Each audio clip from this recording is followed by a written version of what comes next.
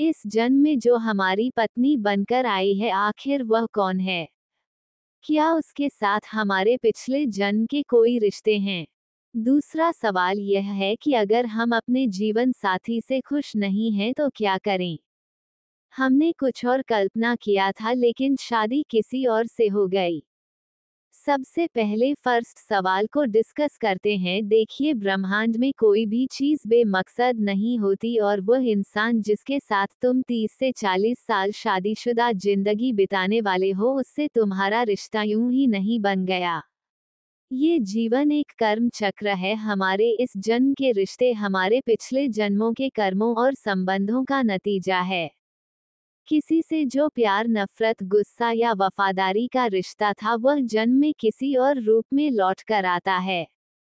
इसलिए आपकी पत्नी आपके जीवन में सिर्फ संयोग नहीं है, वह आपके कर्मों का प्रतिबिंब है। इसे समझने के लिए आपको पहले पुनर्जन्म भी समझना होगा।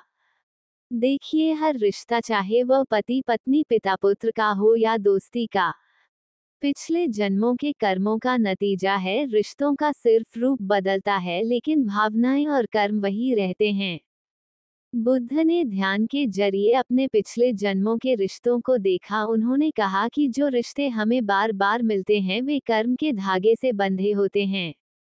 बुद्ध के अनुसार मरने के बाद शरीर और मस्तिष्क तो खत्म हो जाता है, लेकिन चेतना, जिसमें हमारे सारे कर्म स्टोर होते हैं, वो कभी खत्म नहीं होता और अगले जन्म में फिर से प्रकट हो जाता है। यानी आपकी पत्नी का आपके साथ इस जन्म में जो भी रिश्ता है, वो पिछले जन्म के कर्म और भावनाओं का परिणाम हो सकता है। गीता के अनुसार हर रिश्ता पिछले जन्म के कर्मों से जुड़ा होता है।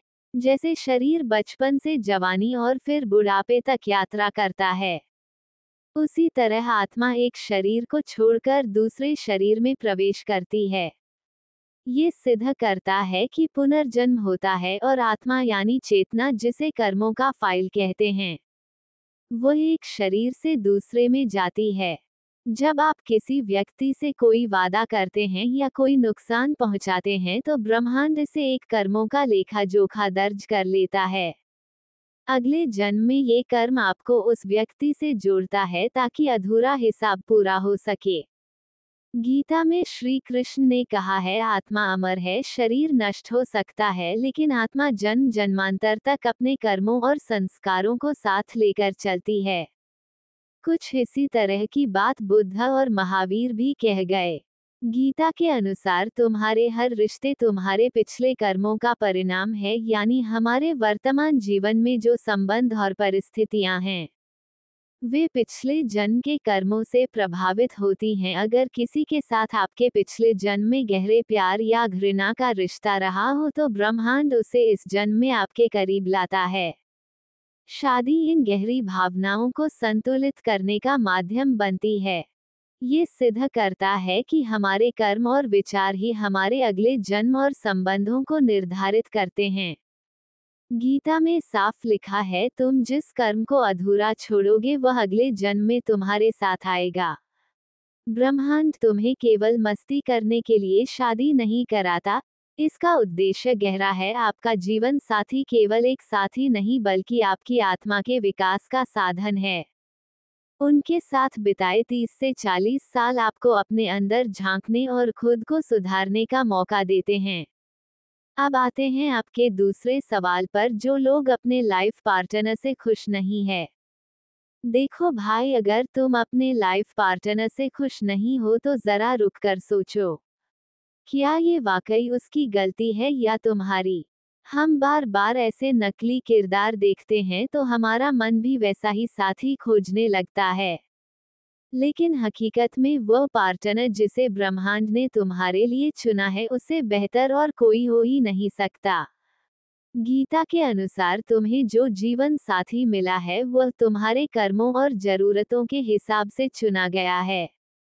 अगर वह तुम्हारे अच्छे बुरे वक्त में तुम्हारे साथ खड़ा है तो समझ लो कि ब्रह्मांड ने उसे तुम्हारे जीवन में एक आशीर्वाद के रूप में भेजा है।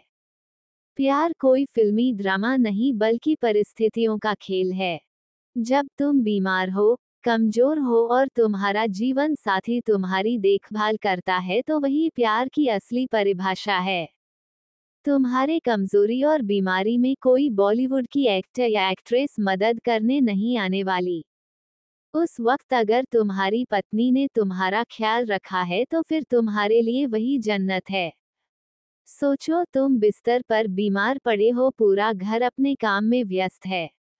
तुम प्यासे हो लेकिन किसी को तुम्हारी परवाह नहीं, और तभी तुम्हारी पत्नी तुम्हारे लिए पानी का गिलास लेकर आती। उस पल तुम ये भूल जाओगे कि वह गोरी है या काली, पतली है या मोटी। तुम्हें सिर्फ यह महसूस होगा कि वो तुम्हारी परवाह करती है, और तुम कल्पना करोगे कि वहीं फिर से अगले जन्म में तुम्हारे साथ मिले। ये होता है असली प्यार। जो व्यक्ति तुम्हें बुरा लगता है लेकिन अगर सही वक्त पर तुम्हारा साथ देता है तो वह तुम्हारे लिए सबसे अच्छा बन जाता है। रिश्ते अच्छे या बुरे नहीं होते, बल्कि हमारे और अनुभव और हालात उन्हें ऐसा बनाते हैं। अगर तुम अपनी पत्नी के बलिदानों और परवाह को समझने लगोगे तो तुम्हें महसूस होगा कि वह ब्रह्मांड का सबसे बड़ा तोहफा है। फिल्मों में प्यार को परफेक्ट बॉडी, परफेक्ट सिचुएशन और परफेक्ट रोमांस तक सीमित कर दिया गया है। तुम्हें अच्छे से पता होना चाहिए कि यह सब मेकअप का बाल्टी पोत कर आते हैं और बॉडी डबल का इस्तेमाल करते हैं। लेकिन असल जिंदगी में प्यार का मतलब है धैर्य, परवाह और बलिदान है। तुम्हारा जीवन साथी हर अच्छे और बुरे वक्त में तुम्हारे साथ खड़ा रहता है। यही वह रिश्ता है जो तुम्हारी आत्मा को सुकून और सहारा देता है। विज्ञान कहता है कि शारीरिक आकर्षण केवल 6 से 12 महीने तक रहता है। उसके बाद केवल भावनात्मक कनेक्शन और समर्पण ही रिश्ते को बनाए रखते हैं। प्यार परिस्थितियों का खेल है, सही वक्त पर सही परवाह ही किसी को अच्छा या बुरा बनाती है। अगर तुम्हारा जीवन साथी बुरे वक्त में तुम्हारे साथ खड़ा है तो वह ब्रह्मांड का तुम्हारे लिए सबसे बड़ा आशीर्वाद है। दोस्तों, आपको जानकारी कैसी लगी कमेंट करके जरूर बताइएगा। जानकारी अच्छी लगी हो तो वीडियो को लाइक, शेयर, आध्यात्मिक कथा चैनल को सब्सक्राइब कीजिएगा। वीडियो कौन से तक देखने के लिए धन्यवाद।